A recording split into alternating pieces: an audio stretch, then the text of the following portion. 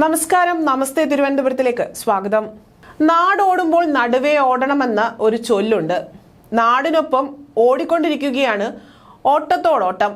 അതിനിടയിലാണ് മുഖ്യമന്ത്രിയുടെ കുടുംബത്തോടൊപ്പമുള്ള ഓട്ടം. അതൊരു പക്ഷേ റിലേ ആയിട്ടാണെന്ന് മാത്രം. മോളും മരുമോൻ മന്ത്രിയും നേരത്തെ ഓടി. ഇരുവരും ഒരു പോയിന്റിൽ എത്തുമ്പോൾ മുഖ്യമന്ത്രിയും ഭാര്യയും ഒപ്പം എത്തും. ഈ ദിവസങ്ങളിൽ തീരുമാനിച്ചിരുന്ന പൊതുപരിപാടികൾ മാറ്റിവെച്ചിട്ടാണ് മുഖ്യമന്ത്രി പിണറായി വിജയൻ വിദേശയാത്രയ്ക്ക് പുറപ്പെട്ടത്. ഔദ്യോഗിക ആവശ്യത്തിന് വിദേശത്ത് പോകുമ്പോൾ വാർത്താക്കുറിപ്പ് ഇറക്കാറുണ്ട്. എന്നാൽ ഇത്തവണ അതുണ്ടായില്ല.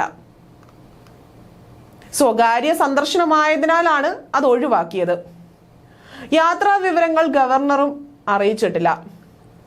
തികച്ചും സ്വന്തം കാര്യത്തിന് വേണ്ടിയാണ് മുഖ്യമന്ത്രി പറന്നിരിക്കുന്നത്. മുഖ്യമന്ത്രി ഭാര്യ കമലയ്ക്കും കൊച്ചുമകൻ ഇഷാനും ഒപ്പമാണ് കൊച്ചിയിൽ നിന്നും ദുബായിലേക്ക് പറന്നത്. മകൾ വീണയും മരുമകനായ മന്ത്രി PA മുഹമ്മദ് റിയാസും ഈ മാസം 2-ന് തന്നെ ദുബായിലെത്തിയിരുന്നു. മുഖ്യമന്ത്രിയുടെ UAE-യിലുള്ള മകൻ വിവേകിനെയും ഒപ്പം കൂട്ടി എല്ലാവരെയും ഇന്തോനേഷ്യയിലേക്ക് പോയി. 12-ന് അവിടെ നിന്നും സിംഗപ്പൂരിലേക്കും 19-ന് തിരികെ ദുബായിലേക്കും പറക്കുമെന്നാണ് ഇപ്പോൾ ലഭിക്കുന്ന വിവരങ്ങൾ. 21-നകം കേരളത്തിലേക്കുള്ള മടക്കയാത്ര ഉണ്ടാകുമെന്നാണ് അറിഞ്ഞിടത്തോളമുള്ള വിവരങ്ങൾ. യാത്ര നീണ്ടാലും അത്ഭുതപ്പെടാനില്ല. ടൂറിസ്റ്റ് കേന്ദ്രങ്ങളിലെ ഉല്ലാസയാത്ര ആസ്വദിക്കുന്നത് തന്നെ. മന്ത്രിസഭാ യോഗങ്ങൾ ആവശ്യമെങ്കിൽ ഓൺലൈനായി നടത്തും. ഫയലുകളും ഓൺലൈനായി കൈകാര്യം ചെയ്യും. തിരഞ്ഞെടുപ്പ് പെരുമാറ്റച്ചട്ടം നീക്കിയിട്ടില്ലാത്തതിനാൽ അടിയന്തര സ്വഭാവമുള്ള ഫയലുകളിൽ മാത്രമേ മുഖ്യമന്ത്രി തീരുമാനമെടുക്കേണ്ടതുള്ളൂ എന്ന് സർക്കാർ വൃത്തങ്ങൾ വ്യക്തമാക്കി.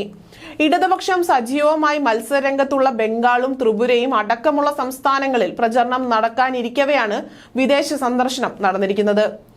കൊച്ചിയിൽ നിന്നും സിംഗപ്പൂർ വഴി ഇന്തോനേഷ്യയിലേക്ക് 7 മണിക്കൂറിലെത്താം. ദുബായ് വഴി ഇന്തോനേഷ്യയിലേക്കുള്ള യാത്രാ സമയം 12 മണിക്കൂറാണ്. എമിറേറ്റ്സ് വിമാനങ്ങളിൽ സ്ഥിരം യാത്ര ചെയ്യുന്നവർ ദുബായിൽ എത്തിയ ശേഷമാണ് മറ്റു സ്ഥലങ്ങളിലേക്ക് പോവുക. പാർട്ടി തോറ്റാൽ എന്താ, നമുക്ക് പത്രാസ് ഉണ്ടായാൽ പോരെ? അല്ലേലും ബംഗാളിലും ത്രിപുരയിലും കോൺഗ്രസുമായി ചേർന്നല്ലേ മത്സരം. അവിടെ പോയി നാണം കെടണോ? രാജ്യം പ്രചരണ ചൂടിലിരിക്കെ ഏക ഇടതു മുഖ്യമന്ത്രിയായ പിണറായി സ്വകാര്യ സന്ദർശനത്തിന് വിദേശത്തേക്ക് തിരിച്ചത് ഇടതുപക്ഷം കേരളത്തിൽ ഒതുങ്ങിയത് കൊണ്ടാകാം എന്നതാണ് പ്രതിയോഗികളുടെ ചോദ്യം. എന്നാൽ ഇന്ത്യ സഖ്യത്തിന് വോട്ട് തേടാൻ മുഖ്യമന്ത്രിക്കുള്ള രാഷ്ട്രീയ പരിമിതി കൂടിയാണ് വ്യക്തമാക്കുന്നത്. 7 ഘട്ട തിരഞ്ഞെടുപ്പിന്റെ 3-ാം ഘട്ടം ഇന്നലെ നടന്നതേയുള്ളൂ. ബംഗാളിൽ ജൂൺ 1 വരെയുള്ള എല്ലാ ഘടകങ്ങളിലും വോട്ടെടുപ്പുണ്ട്. CPM ജനറൽ സെക്രട്ടറി സീതാറാം യെച്ചൂരിയും മുതിർന്ന പോളിറ്റ് ബ്യൂറോ അംഗം പ്രകാശ് കാരാട്ടും ഉൾപ്പെടെയുള്ള ദേശീയ നേതാക്കൾ പാർട്ടി മത്സരിക്കുന്ന മിക്ക സംസ്ഥാനങ്ങളിലും വോട്ട് തേടുന്നു.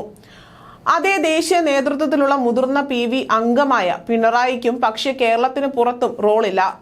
വിദേശത്തു നിന്ന് 21-ന് തിരിച്ചെത്തിയ ശേഷം എന്തെങ്കിലും സംസ്ഥാനത്ത് പ്രചരണത്തിന് പോകാമെന്നും സൂചനയില്ല. CPM 2-ഇടത്തും മത്സരിക്കുന്ന തമിഴ്നാട്ടിലും പിണറായി പോയിരുന്നില്ല. DMKയും കോൺഗ്രസും അടക്കുന്ന സഖ്യത്തിലാണ് അവിടെ ഇടതു പാർട്ടികൾ.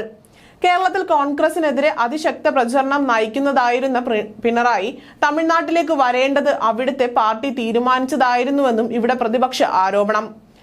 2019-ൽ ബംഗാളിലും ത്രിപുരയിലും കോൺഗ്രസ് സഖ്യമുണ്ടായിരുന്നില്ല. ഇത്തവണ 2-ഇടത്തും സഖ്യമുണ്ട്.